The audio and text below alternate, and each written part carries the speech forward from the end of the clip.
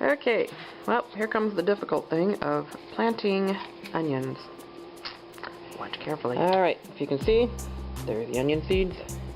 Back this off because it's camera. And, da-da-da-da. See, I don't know how much of that you can see on there. They just appear quite nicely. Alright. Now all these are going to come up in a jam, and then I'll separate them. And for my next act, the candy onion. Yeah, I don't think that's going to be enough. I eat about 5, 6, 7 onions a week. I don't think that's going to make it. I'll have to order more. Let's have a later planting. Here we go. Alrighty. Watch closely.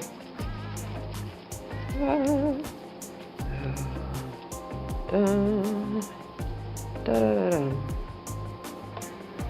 And pat it down, and as soon as my other soil, don't waste a seed, no, comes out of the microwave.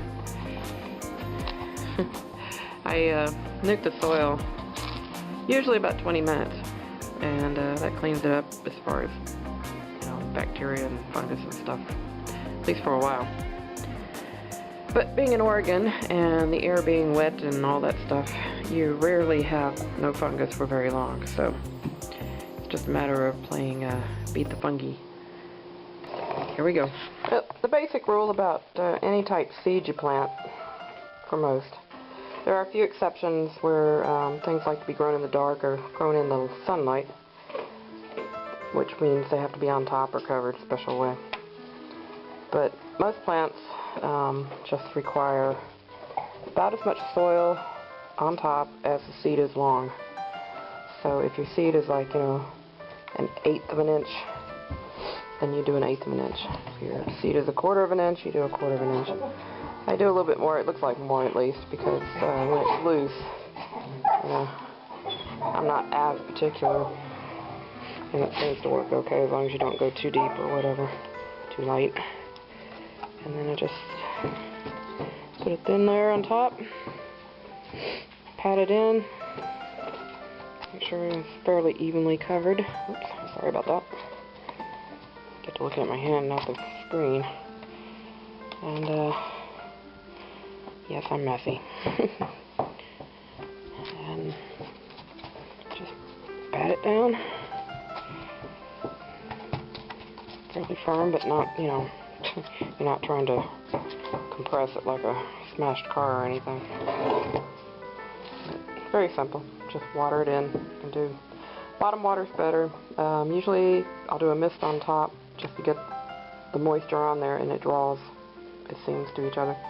I always said water to water. Water attracts water. So, and then a bottom water to bring it up.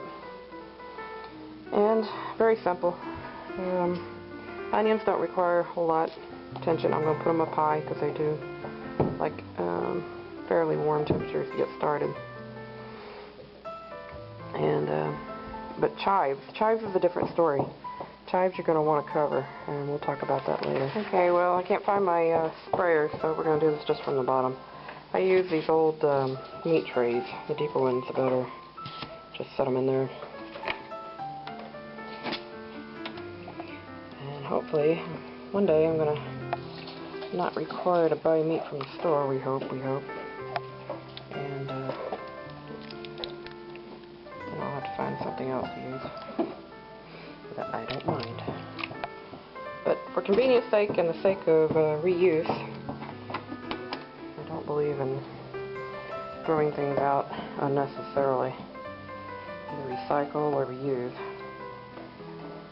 And it's very simple.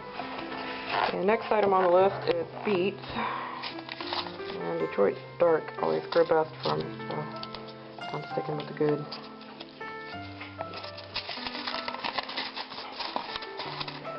Okay, that's what the seeds look like from Detroit. And I just scatter them around. You know, some people say you can't transplant beets, but I've never had a problem with that. And what I do when I'm transplanting them is I soak the soil down really good, and then I pull it out or cut off around it, depending on what's most appropriate, depending on how long I've let them go. And once they've gotten sprouted and got their 2 good leaves and some good roots on them, and I start lifting them out. I soak them in water and just basically drown them, and then pull them out a little at a time, usually using anywhere from a toothpick to a chopstick or tongue depressor, whatever, you know, little craft sticks, anything, a knife. And then I'll lift them out and then put them in separately. Since I don't have the garden area, which is not even close to getting ready, so I'm going to go ahead and start these. I'll do another set later and keep this running in succession. There you go. Succession. I'll get it one of these days. And so I have a continuous crop coming in. I love my beets. Sorry, Ray, but I love beets. So you just basically dump in a certain amount of soil. Fluffy, it's probably about a 1/2 inch, but once I compress it down, it's like a 1/4 inch.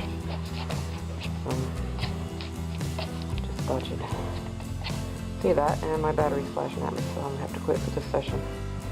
I'll get the batteries going and get this uploaded, and we'll talk about some more stuff later. Oh, one quick tip. Always make sure you get the holes punched in the bottom of your containers. After they've absorbed all the water they can hold, I let them drain down in these shorter meat trays. And then I take my trusty cinnamon here. Just do a light coating. Try to get it fairly even if I can. You don't have to do a hard, heavy load. Just enough to coat it fairly good.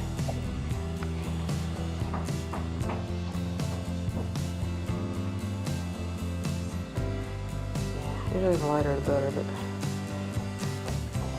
alright. Now I just put those in the other room. You can stay warm, and we'll wait and see what happens. Forgot to mention I put a plastic zippy over them. Sometimes I close them, sometimes I don't. It depends on the type of plant. If they're more tropical, like tomatoes and stuff, I try to keep them as covered as long as possible. If they're just more cooler weather or drier area items, I'll cover them because some humidity helps the seed get started, but then, you know, they don't need that much after they get their heads up, so a little bit goes a long way. Sorry the light's not very good, but here's basically what you got up here. I just put it up on this top shelf. The other two previous. As they start to come up, I'll move them down. Usually let them have a fair amount of heat up there. Start sprout, and I'll put them out in the cold frame once it gets cold frame built. Talk to you later. Just wanted to show you the seeds I planted the other day. The tomatoes, those are Oregon Spring, that particular one, are now starting to finally come up. Finally. It's only been 3 days. So, I'm trying to learn how to control this camera that I have because it's so sensitive to movement. And if I swing around like I want to do, it's just a giant smear. So, I hope you see those okay. And in case you're wondering what that is on top, for those that don't know, it's cinnamon.